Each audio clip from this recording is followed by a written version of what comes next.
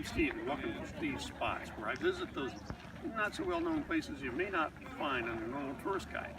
Today I'm at Blenheim Palace in England. This is the ancestral home and birthplace of Sir Winston Churchill. Now, most Americans know him from being the Prime Minister, leader of Great Britain during World War II. But he had a lot of other things he did also. He was the Lord Admiral of the British fleet during World War I. He had a successful military career, and he was a very successful author. Blenheim Palace was built between 1705 and 1722 to celebrate the victory over the French in the War of the Spanish Succession, over who had the right to succeed Charles II as King of Spain. The palace was a gift from Queen Anne to John Churchill, the first Duke of Marlborough, who led the Allied forces against the French and their allies in the Battle of Blenheim in August of 1704.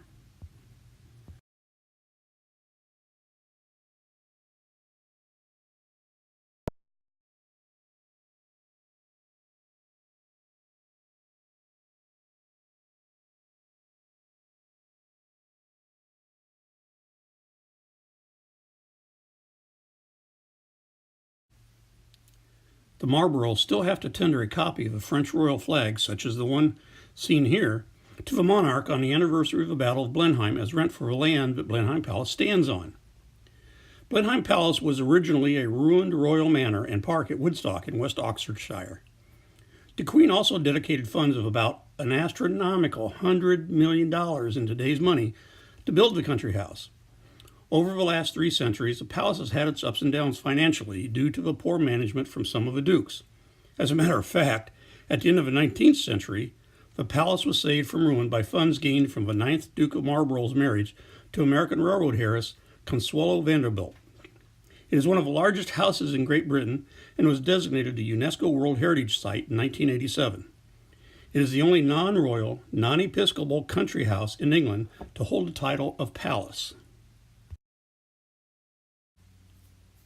Sir Winston Churchill was born at the palace in 1874. He spent much of his childhood there, both before he went to school and during school holidays.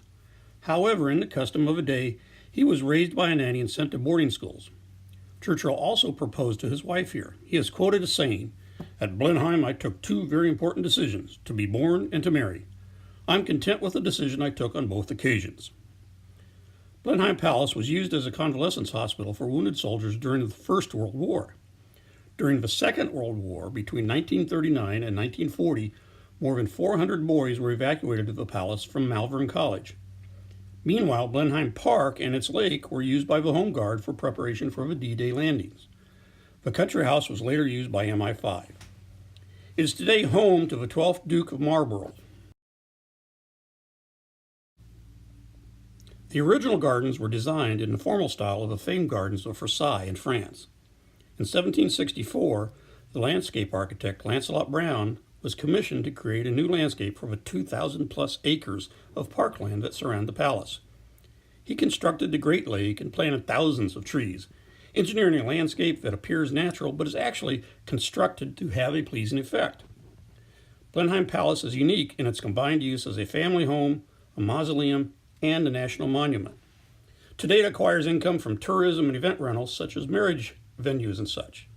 Interestingly, it also provides a 5-day course on how to be a professional butler with a certification upon completion of the course. So come visit Blenheim Palace when you come to England to visit the country. This is Steve. I'll see you next time on Steve's Spots.